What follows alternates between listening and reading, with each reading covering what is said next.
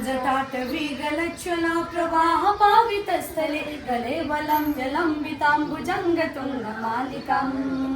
डमड्डमड्डमड्डमन्निनाडमड्डमरुमयं चकार चण्डताण्डवं तनोतु न शिव शिवम् जटाकटाः सम्भ्रमा भ्रमन्निलिम्प निर्झरि विलोलवीचि वल्लरि विराजमानमूर्धनि धगद्धगद्धगज्जुलल्ललाट पट्ट पावकी किशोर चन्द्रशेखरे रति प्रतीक्षिणं नमः जटाधरेन्द्र नन्दिनी विलास बन्धु बन्धुरथ पुरत्ति गन्ध सन्तति प्रमोदमान मानसे कृपाकटाक्ष धोरणी निरुद्र दुर्वरापति कपचित्तिगम्बरे मनो विनोदमेतु वस्तुनि जटाभुजङ्ग पिङ्गल स्फुरत् फणामणि प्रभ कदम्ब कुङ्कुमद्रव प्रलिप्त दीपधूमुखे मदान्ध सिन्दूरस्फुरत्तु गुत्तरीय मेधुरे मनो विनोदमद्भुतं बिभर्तु भूत भर्तरी जय भोलेनाथ ओम नमः शिवाय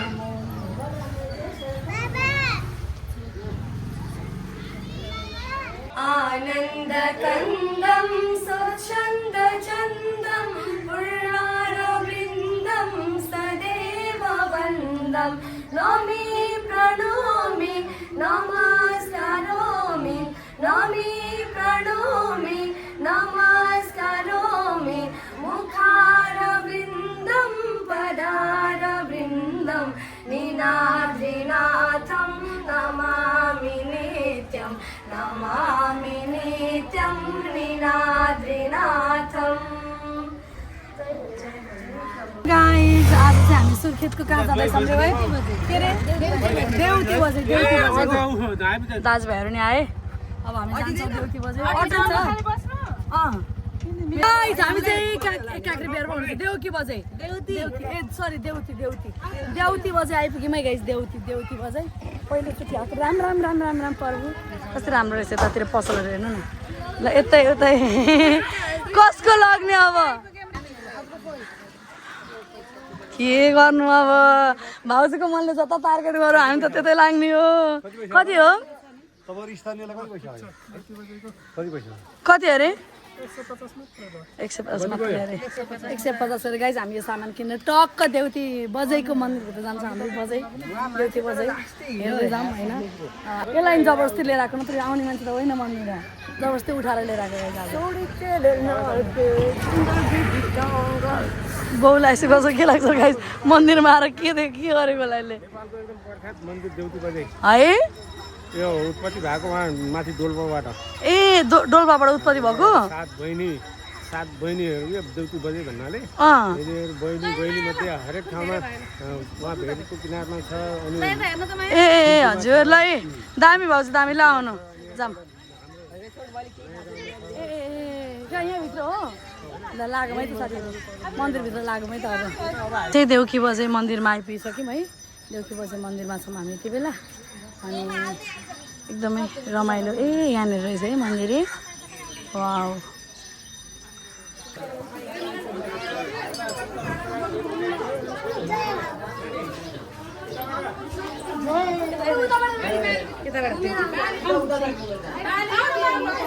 ए यता रहेछ देउकी बजे मन्दिरमा है यहीँबाट छिर्ने हो उतार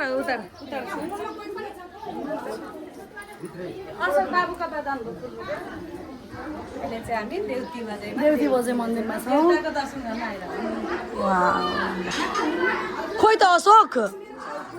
नै पूजाको सामान लिएर कहाँ हिँडेको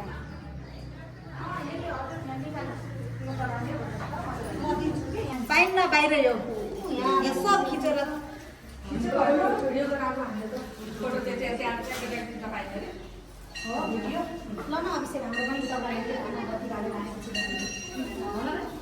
भाउजू हाम्रो मेरो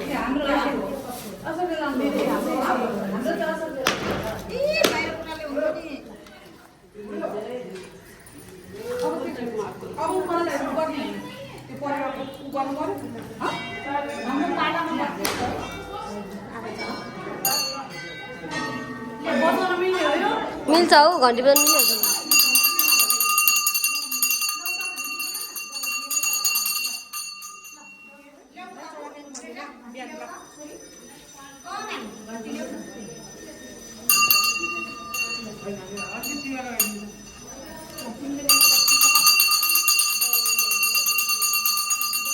भाउजू यता के शिव मन्दिर आउनु न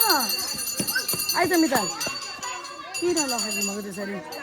के लखेट्नु भएको है जाम आउनु शिव मन्दिर आउनु ल त्यही जब हाम्रो शिव मन्दिर है यहीँ देउसी बजाउने शिव मन्दिर यहाँनिर शिवजीले सबैको रक्षा गरून्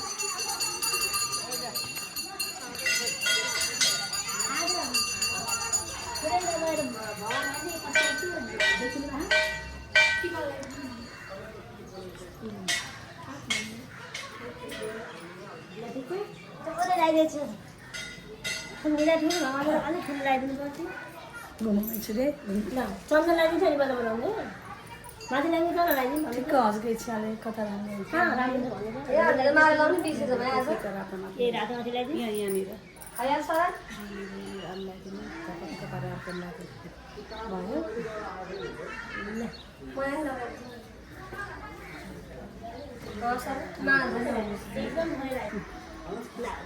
यसो पनि कालो कालो गर्नुहुन्छ अलि नजिक होइन यहाँ नजिक मलाई एक लुगा दिनु न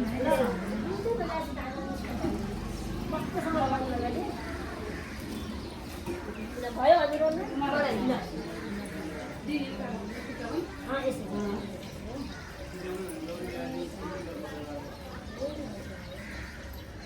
त्यति भएको फेरि दाइलाई उत्पत्ति नै पर्दैन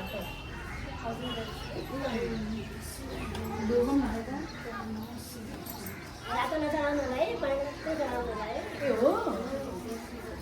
पहेँलो सर्ट गरे अरू अनि हामी शिवजीको व्रतमा साडी गर्थ्यौँ होइन त अनि शिवजी सँगसँगै पार्वती पनि राखेका हुनुहुन्थ्यो यहाँ शिवजी हुनुहुन्छ अनि यतातिर त रातो चल्थ्यो तर भक्तहरूले सब देखिनुहुन्थ्यो भने हामीले सबै पाराले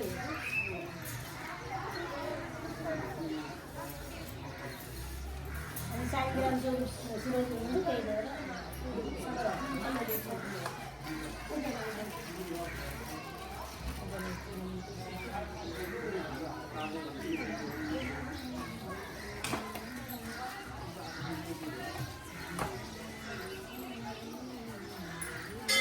हामी चाहिँ जाँदैछौँ काँक्रे बिहार है काँक्रे बिहार जाँदैछौँ अनि त्यसरी यहाँ चाहिँ दिदी हुनुहुन्छ है अटोमा यस्तो राम्रो अटो चलाउने दिदी हुनुहुन्छ अनि त्यसरी हामी काँक्रे बिहार जाने के कस्तो रहेछ त्यहाँ घुम्ने रमाइलो गर्ने है त गाइस म चाहिँ अटोको अगाडिको छेउमा छु डर पनि लागिरहेको छ कि मलाई डर लाग्छ ओहो साथीहरू आइयो काँक्रे बिहारमा आइपुग्यौँ हामी ठ्याक्कै यति बेला यहाँ चाहिँ यो जङ्गलको बिचमा रहेछ यहाँनिर यो चाहिँ गेट काँक्रे बिहार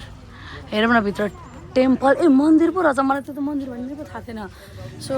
हामी चाहिँ कतिजना छौँ भने 1 2 3 4 5 6 7जना हो क्या 7जना छौँ ए टिकट पो भित्रसित पैसा लाग्ने हो ए कति हो र कसो पैसा भएको आउनु त अगाडि ल गाइस पैसा लाग्ने रहेछ हेरौँ है कति के लाग्छ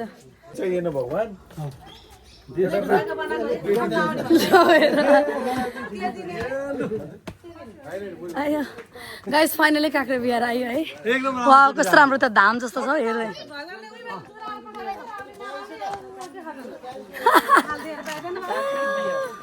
गाइस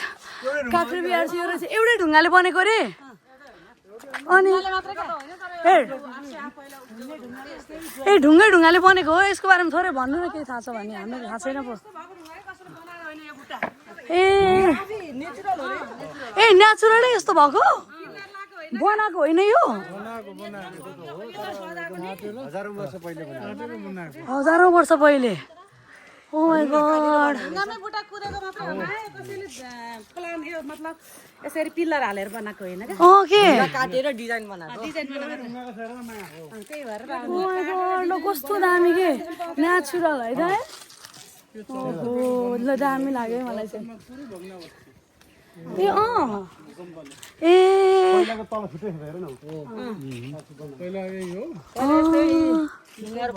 फेडेर बनाएको त हो नि त नि कति राम्रो रहेछ क्या गाइस यो त आज नेचुरल क्या अनि भूकम्पमा भत्केर चाहिँ भग्नावशेष बाँकी थियो फेरि त्यसलाई बनाएको तर ढुङ्गाले मात्र के यसमा केही अरू भनौँ न बालुवा सिमेन्ट गिटी माटो केही नै युजै गरेको छैन क्या ओन्ली ढुङ्गा लु है भगवान् मलाई चाहिँ के मार्नु त है म चाहिँ अब मलाई त सर्वस्व पुर्याउनु भइरहेछ सुन्नु नि दाइ मलाई त सबै पुर्याउनु भएको छ मैले सोचेको आफै अटोमेटिक पुर्याइराख्नु भएको छ त्यसलाई धन्यवाद मलाई सोध्नु न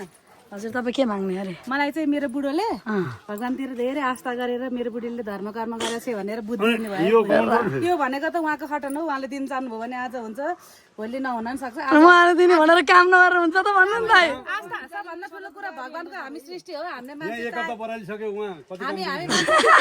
मेरो कुरा सुन्नु न हामीले चाहेर एक हप्ता भयो नि जन्मिँदैन जन्मिँदैन हामी चाहेर मर्दा पनि मर्दैनौँ सबै भगवान्को कृपा हो हामी दुई दिन हो भाउजू ठिक हो कविता देखाउन धरतीमा आएका हौँ उहाँकै खटन हो त्यही भएर आज रोडमा हुने मान्छे भोलि अरबपति नै हुन्छ भोलि अरबपति भएको रोडपति नै हुनसक्छ तर भगवान्को श्रद्धा र भक्ति चाहिँ नछुटोस् भनेर मेरो बुढालाई भन्न चाहन्छु अरूमा केही ल है बुझ्दिनु दाजु त्यति चाहिँ मैले बुझेर त हिँडेको भाउजू हजुर केही ठुली भाउजू एकदम ठिक छ मलाई भगवान प्रति एकदम है आहा अहिले केही माग्नु मलाई त सबै पुर्याउनु ल म भित्र प्रवेश गरेँ है के चाहिँ ल अब माथि चढ्नु पाइन्छ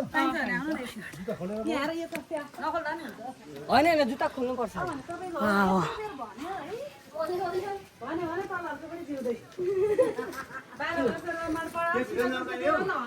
आहा आउनु मिल्छ ए भित्र भिडियो बनाउनु पाउँदैन ए हजुर